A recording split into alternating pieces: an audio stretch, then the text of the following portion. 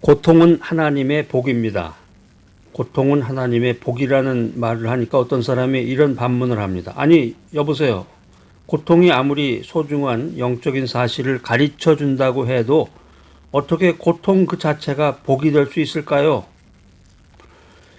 고통이 복이 될 수 있는 이유는 두 가지입니다. 첫 번째, 고통을 통해서 하나님의 기적을 체험할 수 있기 때문입니다. 믿음의 성도가 경험하는 대부분의 고통은 고통 그 자체로 끝나지 않습니다. 우리가 고통 앞에서 하나님의 백성답게 반응한다면 고통은 고통만으로 끝나지 않습니다. 출애굽기 15장을 보면 우리가 그것을 확인할 수가 있는데, 이스라엘 백성이 마라의 쓴물을 경험하고 나서 하나님 앞에 기도를 하게 됩니다. 그랬더니 이 마라의 쓴물이 단물이 되는 미라클이 일어납니다. 하나님의 말씀대로 나뭇가지 하나를 던졌더니 쓴물이 단물로 변하는 기적이 일어났습니다. 그 단물이 얼마나 맛있었을까요? 만약에 이스라엘 백성이 처음부터 단물을 맛봤다면 그 단물에 대한 그 감각, 얼마나 물이 달았을까, 이거 실감하지 못했을 거예요. 그런데 조금 전에는 마라의 쓴물을 맛봤기 때문에 이 단물의 맛이 더 깊음을 알 수 있었습니다. 우리 살아가는 인생도 마찬가지입니다. 인생의 쓴맛을 보지 못한 사람이 인생의 달콤함을 알 수가 없겠죠. 슬픔 없이 기쁨의 의미를, 고통 없이 환희의 의미를 알 수 없습니다. 이별의 쓰라림이 없이 만남의 감격을 알 수 없는 것이고, 상실의 고통 없이 소유의 행복을 알 수가 없는 것입니다. 건강한 두 다리로 평범하게 걸음을 걸을 수 있는 사람은 이 두 다리의 고마움을 잘 모르겠죠.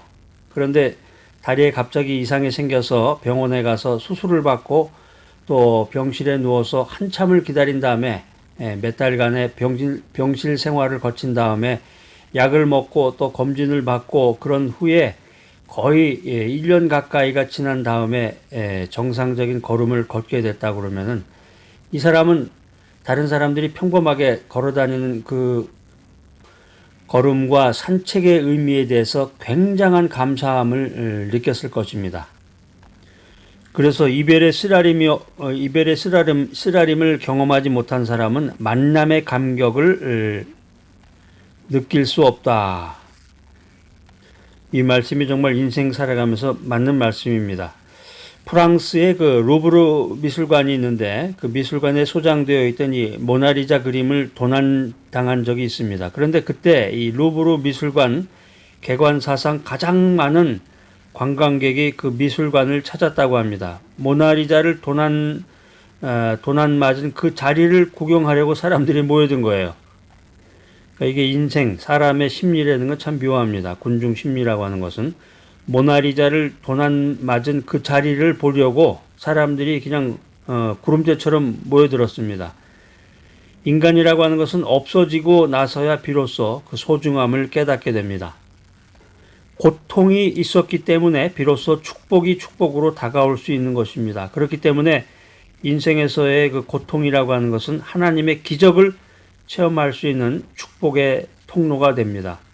누구에게나 고통 그 자체는 아픔입니다.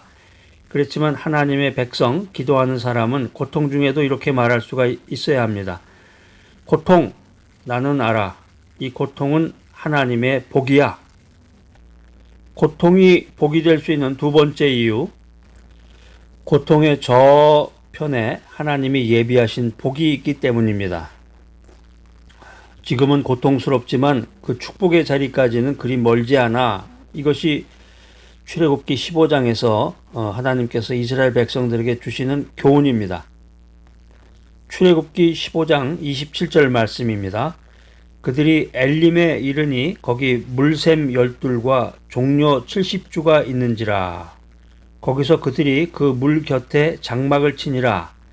그러니까 여기 이제 마라의 쓴물이라고 그래서 마라에 있던 그 물을 마셨더니 썼다는 거죠. 그 마라에서 엘림까지는 불과 11km 정도 금세 도착할 수 있는 그런 거리죠.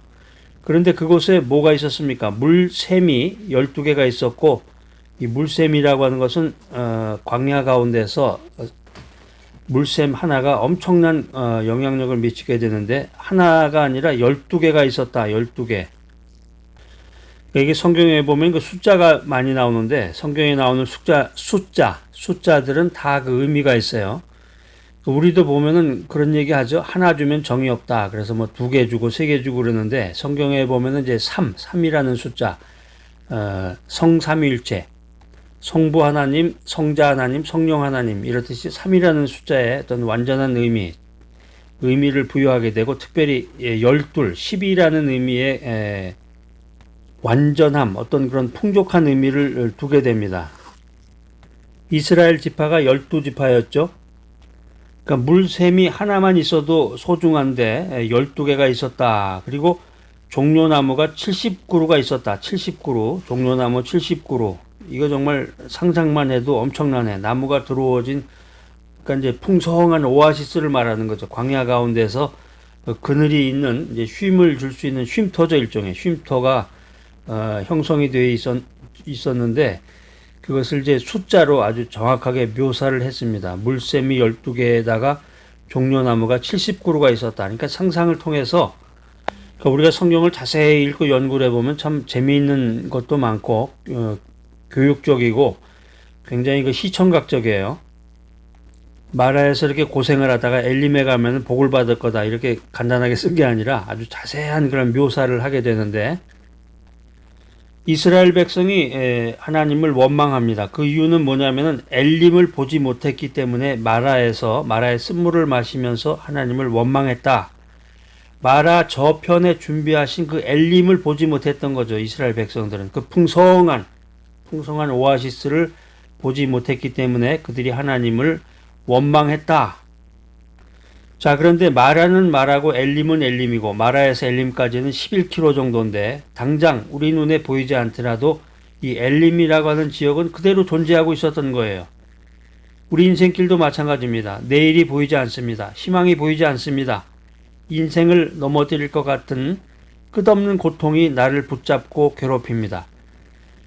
요즘 코로나19로 인해서 코로나 블루라고 하는 것이 또 유행한다고 그래요. 코로나로 인해서 그 우울증에 걸려서 이제 사람들을 만나지 못하고 자유롭게 여행도 할 수가 없고 맛있는 거를 밖에 나가서 자유롭게 사 먹지도 못하고 뭐 여러 가지 이유가 있겠죠. 자, 과연 언제나 이 코로나가 물러날까, 그렇게 말씀하시는 분들이 많아요. 내일이 보이지 않고 희망이 보이지 않고 인생을 넘어뜨릴 것 같은 이 끝없는 고통, 이 우울증이 나를 붙잡고 괴롭힙니다. 정말로 이 고통은 끝이 없을까? 자, 그러나 미래가 보이지 않기 때문에, 내일이 보이지 않기 때문에, 엘림이 보이지 않기 때문에 지금 마라에서 그렇게 생각하고 그렇게 느끼는 것뿐입니다. 자, 믿음 안에서 말씀을 통해서 기도하는 여러분, 사랑하는 여러분, 비록 엘림이 보이지 않아도 엘림이 존재한다는 것을 믿으시기 바랍니다. 엘림이 보이지 않아도 엘림의 약속, 엘림의 비전을 믿으시기 바랍니다. 하나님께서는 우리를 위해서 엘림을 준비해 놓으셨습니다. 우리가 당하는 이 고통을 제대로 인식하고 견뎌낸다면 단물을 내는 이 엘림은 우리의 것이 될 것입니다. 자, 여러분 상상해 보세요. 여러분이 지금 마라라고 하는 지역에서 쓴물을 마시고 있는데 11km 정도만 가면 엘림이라는 지역이 있는데, 그 엘림에는 물샘이 12개나 있고 맛있는 물을 제공해 줄 수 있는 그 물샘이 12개나 있고 종려나무가 70그루가 있어서 아주 나무가 그늘을 제공해 주고 쉼터가 있는 그 엘림을 하나님께서 나에게 제공하신다.